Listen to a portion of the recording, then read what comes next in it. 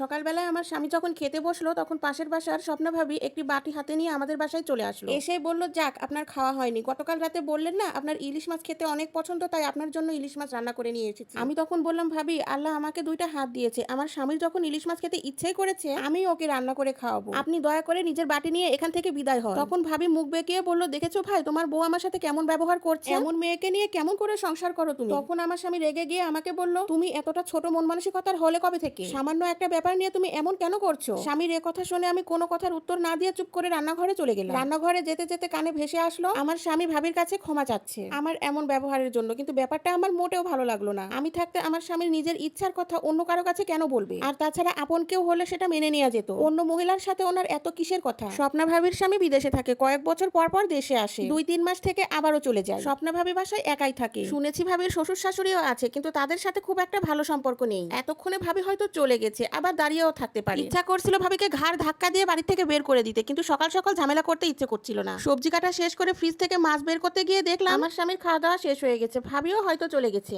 নাকি আমার স্বামীর সাথে অন্য জায়গায় বসে গল্প করছে। ঘরের ভেতরে উকি দিয়ে দেখলাম আমার স্বামী অফিসে যাওয়ার জন্য রেডি হচ্ছে। একটা স্বস্তির নিঃশ্বাস ফেলে নিজের কাজে মন দিলাম। রান্নাঘরে তাড়াহুড়ো করে রান্না রেডি করে আমার স্বামীর দুপুরের জন্য খাবার রেডি করে দিলাম। এরপর রুমে এসে তার টিফিন বক্সটা তার হাতে দিয়ে দিলাম, আর বললাম সবকিছু ঠিকঠাক করে নাও, দেখো আবার কোনো কিছু ভুলে যেও না। তখন আমার স্বামী ফাইল গোছাতে গোছাতে বলল, এত কষ্ট করার কি আছে, না হয় আমি বাইরেই খেয়ে নিতাম। স্বামীর এই কথা শুনে আমি অনেক অবাক হলাম, যে ছেলে বাইরের কোনো খাবারই খেতে চায় না সে নাকি দুপুরের খাবার বাইরে খেয়ে নেবে। হঠাৎ আমার স্বামীকে অচেনা মনে হলো, কারণটা হয়তো নিতান্তই ছোট, কিন্তু ব্যাপারটা আমার মোটেও ভালো লাগলো না। আমার অবাক দৃষ্টিতে তার দিকে তাকিয়ে থাকা দেখে আমার স্বামী একটু হাসার চেষ্টা করলো, আর বলল, আরে আমি মজা করছিলাম, তুমি তো ভালো করেই জানো যে আমি বাইরের খাবার তেমন একটা খেতে পারি না। আমি বললাম, তোমার তো স্বপ্ন ভাবির দিকে নজর থাকে। এক কথায় উত্তর দিয়ে সেখান থেকে আমি চলে এলাম। আমার স্বামীও অফিসে চলে গেল। আমি গিয়ে দরজা লাগাতে গেলাম, এমন সময় দেখলাম স্বপ্ন ভাবি বাহিরে দাঁড়িয়ে আছে। সারা শরীর রাগে জ্বলে উঠলো, তবুও কিছু না বলে ঘরে চলে আসলাম। মেয়েটার হয়তো এমনই গায়ে পড়া স্বভাব, আমার স্বামী যদি ঠিক থাকে তাহলে হয়তো কোনোদিনই কোনো সমস্যা হবে না। এরপরও আমার মনে সন্দেহ লাগাতে বাইরে গিয়ে দেখলাম আমার স্বামী আর সে ভাবি দাঁড়িয়ে দাঁড়িয়ে গল্প করছে। দুইজনের মধ্যে ফাঁকা জায়গা নেই বললেই চলে। আমাকে দেখেই ওরা ভূত দেখার মতো চমকে উঠলো। আমাকে দেখেই আমার স্বামী ভাবির কাছ থেকে কিছুটা দূরে গিয়ে দাঁড়ালো। আমি আর কিছু বলার শক্তি পেলাম না, ভাবলাম শেষ পর্যন্ত কি আমার স্বামী পরকীয়ায় লিপ্ত হলো, স্বপ্না ভাবির সাথে কি সত্যিই ওর কোনো সম্পর্ক আছে, নাকি আমি ভুল ভাবছি। আমাকে দেখেই ওরা দুজনেই বলতে লাগলো, ভাবি আপনি যেটা দেখছেন সেটা কিন্তু ঠিক না, রোহান আমার ভাইয়ের মতো, আমি সবসময় তাকে ভাইয়ের চোখেই দেখি, আর তাছাড়া রোহান আমাকে ভাবি বলে ডাকে, আর এছাড়া আমাদের মধ্যে অন্য কোনো সম্পর্ক নেই। স্বপ্না ভাবির এই কথা শুনে আমি মুচকি হেসে বললাম, জি ভাবি, আমি সবটাই জানি। আমার স্বামীর রুচি এতটা খারাপ হয়নি যে কোনো বিবাহিত মহিলার সাথে সে সম্পর্ক করবে। আমার স্বামীর যদি আমাকে ভালো না লাগে তাহলে কোনো অবিবাহিত মেয়ের সাথেই আমি আমার স্বামীর বিয়ে দিব।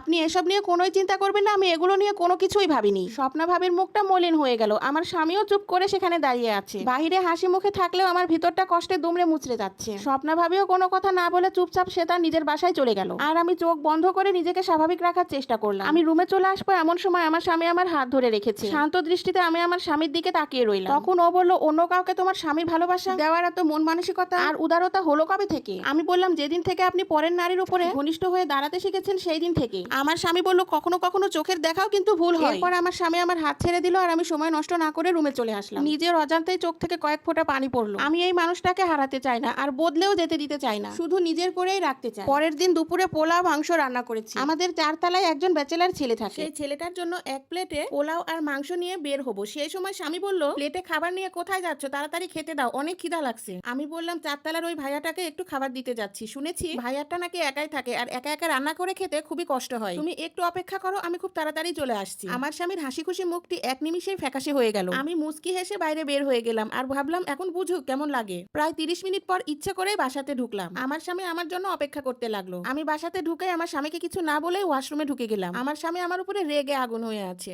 কিছুক্ষণ পর ওয়াশরুম থেকে ফ্রেশ ট্রেশ হয়ে তারপরে বের হলাম। আমার স্বামী আমাকে দেখে বলল, তোমার এত বড় অধপতন, ছি ছি। আমি তখন বললাম, আমি আবার কি করলাম রে বাবা? স্বামী তখন বলল, তুমি ওই ছেলেটার রুম থেকে বের হয়ে এসে সরাসরি ওয়াশরুমে কেন গেলে? কি এমন হয়েছে তোমার তার সাথে, আমাকে ঠিক করে সব কথা বলো। আমি তখন হাসতে হাসতে বললাম, স্বামীর সংসার ছেড়ে আলাদা হয়ে থাকার মন মানসিকতা আমার মধ্যে নেই, আর আমি মেরুদণ্ডহীনও নই। তুমি যখন পাশের বাড়ির ভাবির সাথে হেসে হেসে কথা বলো, পাশাপাশি বসে থাকো, ঠিক ওই সময়টা আমারও খুব খারাপ লাগে। আসলে আমি কোনো ব্যাচেলার ছেলের কাছে যাই, আমি গিয়েছিলাম দারোয়ান কাকার কাছে। দারোয়ান কাকা বলেছিলেন কয়েকদিন হলো তার নাকি শরীরটা ভালো নেই, নিজেই রান্না করে খায়, অনেকদিন হলো ভালো মন্দ নাকি কিছু তার খাওয়া হয়নি, কিছুদিন হলো তার নাকি মাংস দিয়ে ভাত খেতে ইচ্ছে করছিল, তাই এই খাবারগুলো আমি কাকার কাছে নিয়ে গিয়েছিলাম। আর তোমাকে একটু শিক্ষা দেওয়ার জন্যই আমি বলেছিলাম ওই ব্যাচেলার ছেলেটার কাছে যাচ্ছি। আমার স্বামী বলল, তুমি সত্যি বলছো? আমি বলছি, হ্যাঁ অবশ্যই সত্যি বলছি, আর আমি জানি তুমি আমাকে ভালোবাসো, তবে আমার একটা শর্ত, আমার যেহেতু ভালো লাগছে না তুমি আর পাশের বাসার ভাবির সাথে কোনো রকম যোগাযোগ রাখবে না। আমার স্বামী বলল, আচ্ছা ঠিক ঠিক আছে, আজকের পর থেকে ওই ভাবির সাথে আমি আর কোনোদিন যোগাযোগ রাখবো না। আমি তোমাকে জড়িয়ে ধরে তোমার মাথায় হাত রেখে প্রমিস করলাম আজকের পর থেকে আর কোনো রকম যোগাযোগ আমি রাখবো না সেই মহিলার সাথে। সংসার জীবনে কম বেশি ঝগড়া স্বামী স্ত্রীর মধ্যে আমাদের সবার ফ্যামিলিতেই হয়। স্বামী স্ত্রী হচ্ছে একজন আরেকজনের শরীরের পোশাকের মতো, তাই সবসময় পরিষ্কার রাখা যার যার নৈতিক দায়িত্ব। কোনো রকম কাদা মাখামাখি হলেই সংসার জীবনে গন্ডগোল বাঁধবেই। আর এই গল্পটা আমার সংসার জীবনের সাথে কোনো রকম মিল নেই, এই গল্পটা সম্পূর্ণই একটা কাল্পনিক।